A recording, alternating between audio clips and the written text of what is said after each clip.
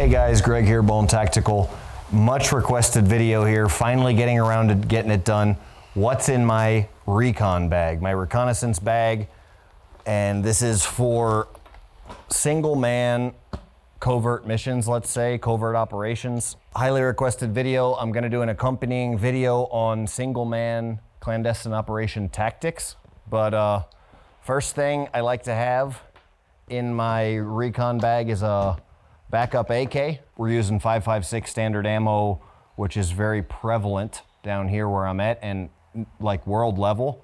So instead of 7.62, sometimes we're running, in this case it's an Arsenal AK that is just an absolute machine, excellent weapon, very reliable. And got a couple of them here that I swap in and out, one mostly for training and then the other one I carry just in case, so I'm not wearing springs out too often and stuff like that, depending on how often I'm training. You know, also some Colt Commandos, stuff like that. I do really prefer the AK over the Colt Commando just because the AK is just so much more reliable, and down here, everything's so dirty. Sometimes it's hard to get like really high-end cleaning supplies and stuff, so it is a little more difficult to keep a high-end firearm running properly. Discussing Recon, like I said, we're gonna be doing a full video discussing Recon tactics, so you'll have to watch that to get a better understanding of the tactics and why we have the gear that we have, but I will focus this video on the gear, okay? So camouflage, because everything is about stealth, so camouflage is such a huge deal. What we actually have here is the world's most effective camouflage. And this is my opinion, but you can check out the website, bonetactical.com, as to why this camouflage is incredibly effective. As a brief overview, it has no hard lines and it breaks up anything of the texture and figure of the human body. So what we've got is the Columbia combat shirt, specifically designed for combat. I've got the heavy version here, okay? And then the lighter version here. So this is for hot weather environments, maritime operations, stuff like that. And then this one's more for heavy, dense jungle, or where you're gonna have to, you know, protect yourself and you're against things like thorns, or where maybe you're gonna have shrapnel, a lot of shrapnel, stuff like that. We've got short sleeve and long sleeve, again, depending on your situations. I do really like a boonie hat, okay? So this boonie hat is a Tilly hat, and Tilly makes the best, in my opinion, boonie style hats. They're just great. Check them out if you want to see them.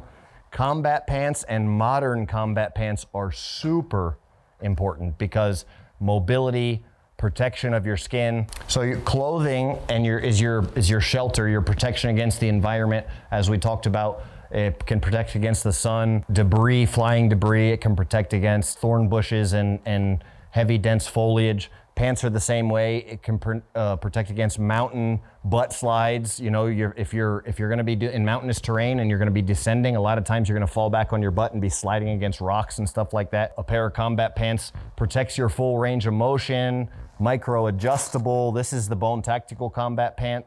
We have zippers on the back pockets for that same reason, that you're gonna be sliding, you know, doing butt slides down the mountain.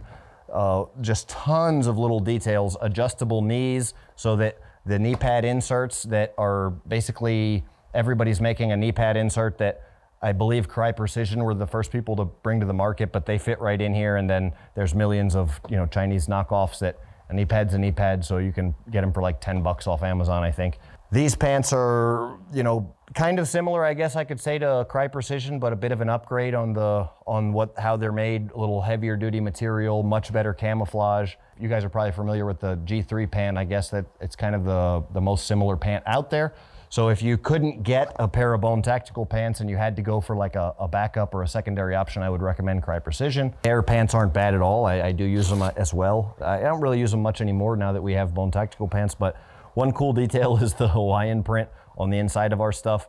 But once it's all zipped up and buttoned up and everything like that, you don't see it. So it's fully usable as camouflage. You do want athletic cut and be able to, so you can move. You do want heavy duty protection.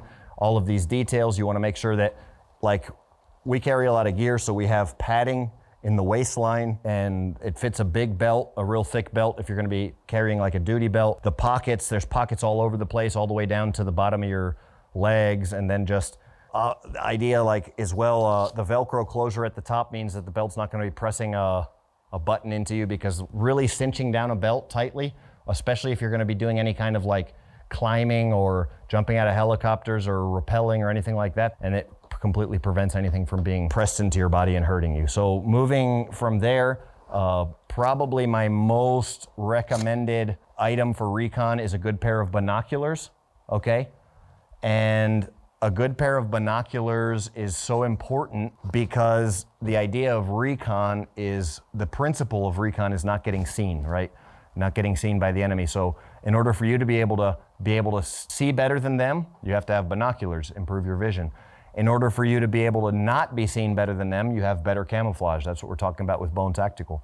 And then a backpack is so important. This one in particular, I can use it, this is the Gray Man Operations Pack. I can use it in a city, and it just like this, and it looks completely normal and blends in, and it doesn't scream that I have a gun or that I'm on an operation. The majority of this stuff that's in the bag, this is the survival bottle, but the majority of this stuff in the bag is all part of the survival kit that I build and designed and sell.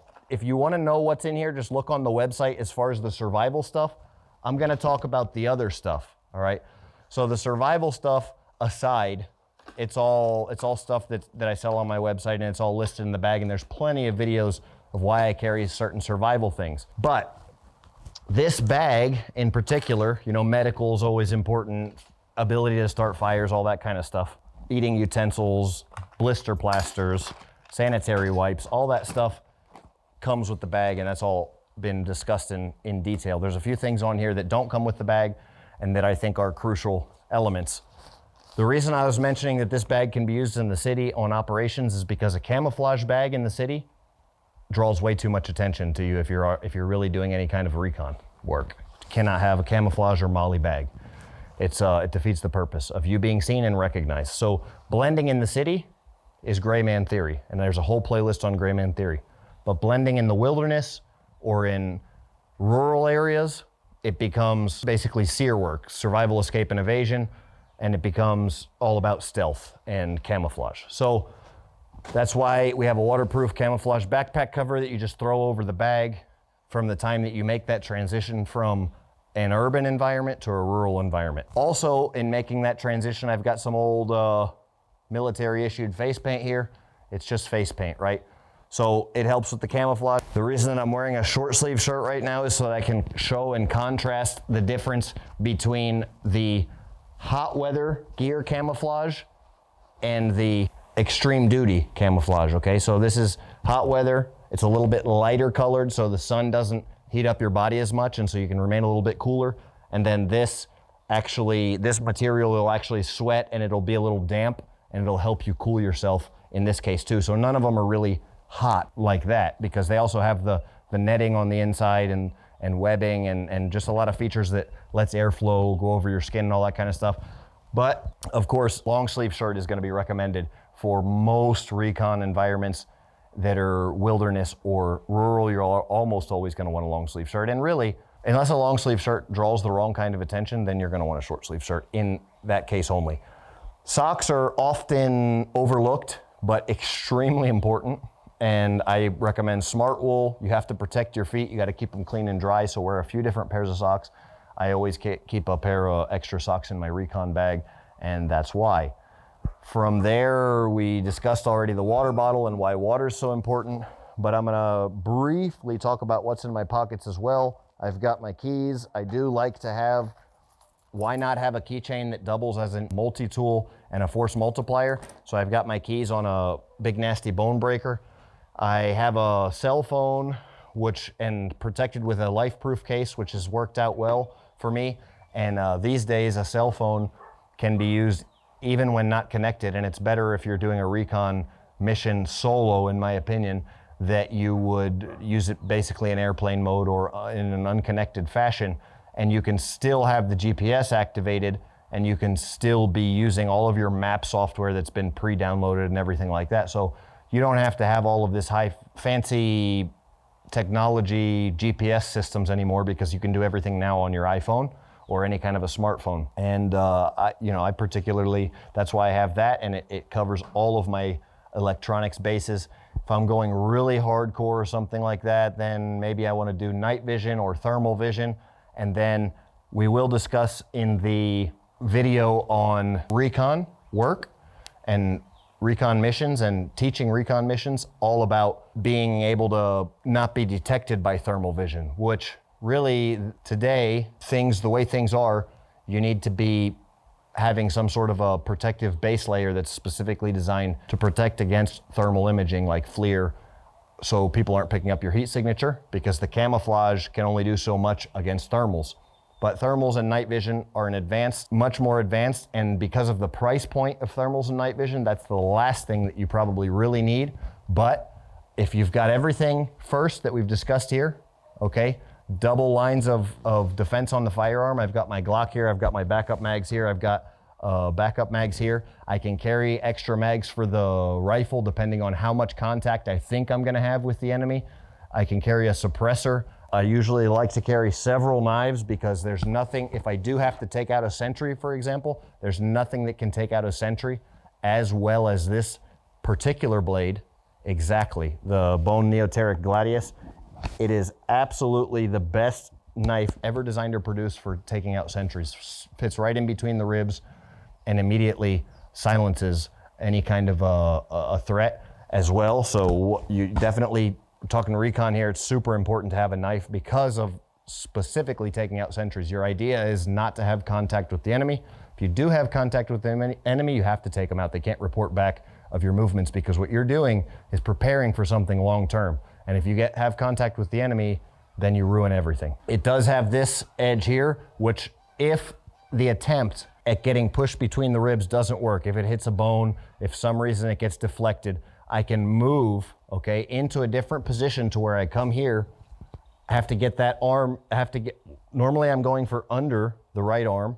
Now I have to make that movement to over the right arm, do kind of like a swim move in here and come up under the throat. And then the reason that this has this hook curve here is when I'm passing back through across the throat, then that's the secondary backup option. I can also do both. If it slips in quickly in between the ribs, then it's gonna deflate the lung, okay? It'll come out easily as it went in, and then I come up over and finish with the throat. At that point, I don't have to worry about anything. I can move on. Of course, if there's a firearm in the hand or something like that, I will want to remove that from, you know, the grip of the person for whatever reason. But disconnecting the blood supply to the brain and the air supply, both, you're talking about zero chance of any kind of further contact with that individual. That being said, these are the items you want. I have a smaller backup knife here, which is the EDC Kank. Same principle, same idea. It's got this great recurve for being able to cut or slash, all right? Same idea of the recurve, but then it's got that traditional Japanese tanto style point, great for being able to slip in and stab, okay? So knife and backup knife, I highly recommend. Some extra magazines, primary firearm and backup firearm, as well as all the stuff we discussed here on the table. Questions and comments below. Let me know if you liked this video more, or if you like or want to see or haven't seen the Recon instructional video more. Thanks for watching. Bone out.